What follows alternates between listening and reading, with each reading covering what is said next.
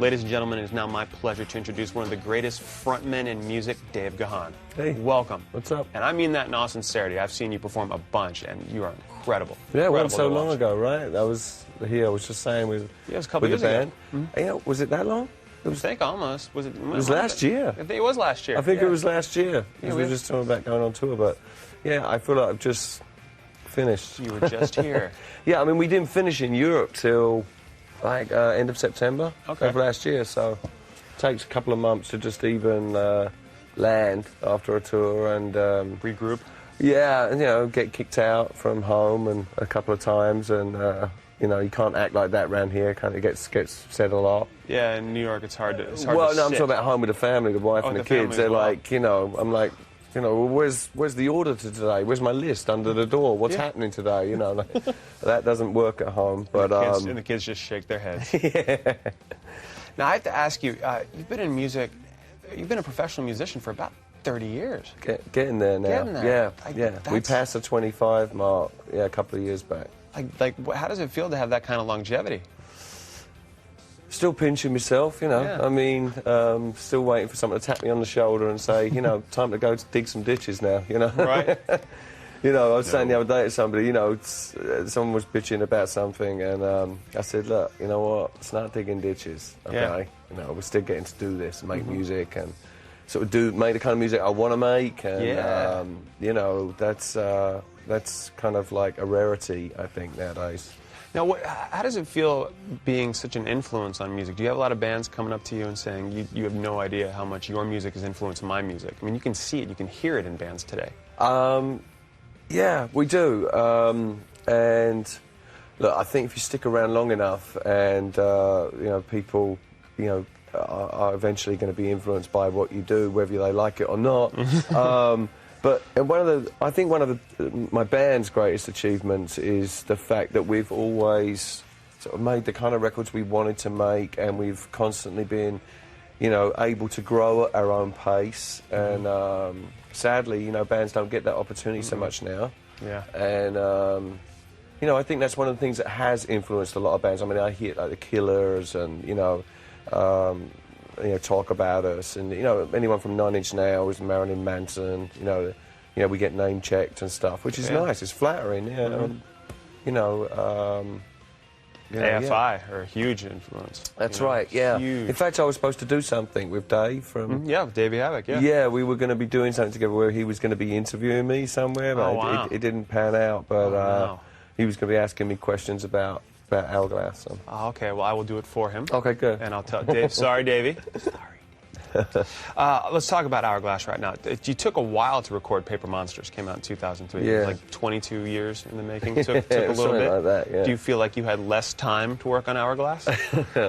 Well, I kind of like had to sort of...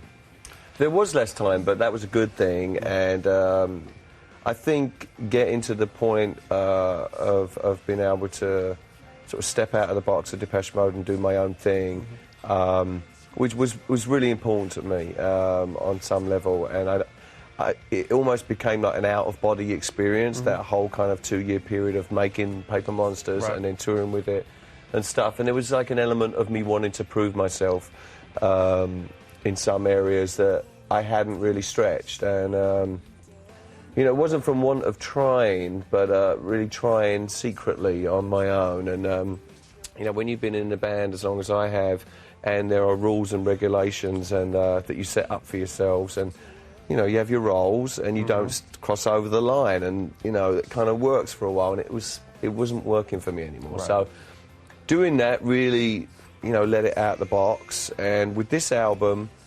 also getting a few songs on the last Depeche Mode album was definitely good, and so I kind of crossed the bridge, and this was much more kind of happened by accident. Really? I mean, Christian and Andrew and myself got together. We've been writing together for a few years now. We're in my little studio downtown, and we were just going to write. And within 2 or 3 weeks, we had 7 or 8 songs that were in pretty good shape. Yeah. And we were like, you know, this sounds like a record. So around that point, I sort of called up Daniel Miller from Mute, and he came down to listen, and he was like, carry on. And he Nice. gave us the thumbs up. And I didn't get the thumbs up with Paper Monsters. It was more like, interesting. You need to write a little more. It was one of those kind of things, you know. So, bastards. and I was all ready to jump in the studio. So, I want to talk about the track Deeper and Deeper, because that's the most different sounding track on the record. I Yeah. mean, it's very, I'm going to say it, it's industrial. it's kind of filthy too. Yeah, it's very got a dirty. filthy sort of feel about And it. your voice, I mean, it sounds, it's a different sounding Dave Gahan. Yeah, well, we actually performed that last night down at the Mac store there, and which was weird. And but yeah, I'm pushing my vocals to the limit on that thing. In Yeah. fact, when we sang it in the studio, there was only like, a couple of takes and I was done. And not because it was good enough, but just because that was it. The voice was done. And so doing that, it was a challenge. And last night was like one of the first times to actually sort of hit that high end, and it was cool. It worked out really well. That's really awesome. Speaking of things that are not awesome, we have to go to commercials right now. But when we come back, we get a lot more of Dave Gahan, and we're going to see his latest video for Kingdom when we return.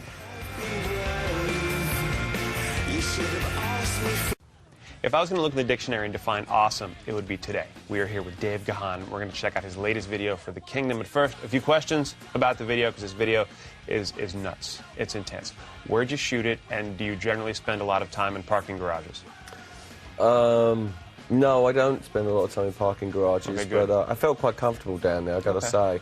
It was in Jersey somewhere, actually, but we did the video here, and it was done by a guy called Jaron Albertine. Okay. He's a French-Canadian guy. Nice. And I'd seen a couple of things that, on, like, YouTube and stuff that he had done for people that you wouldn't know at all. But they were so completely different to anything I've seen lately that, you know, there was something about the simplicity that really was very cool. And, you know, he really got the song. Right. You know, he sent me this sort of, like, treatment that he'd written, and he got the song. He got that I was trying to emphasize that, wow, you know, maybe I'm missing the point, and everything that I'm supposed to be experiencing is right here, Right. and I'm just not noticing it right now. And that's really what Kingdom's all about. So how'd you get your mouth to light up? We got these little LED lights that was, you know, he said, one of the first things he saw me, he said, I want you to put these things in your mouth, and you got to try and sing with them as well. So there was just those little, like, LED things that put in there, and yeah, it's kind of cool effects, right? It looks a bit creepy. It does It's look kind of creepy.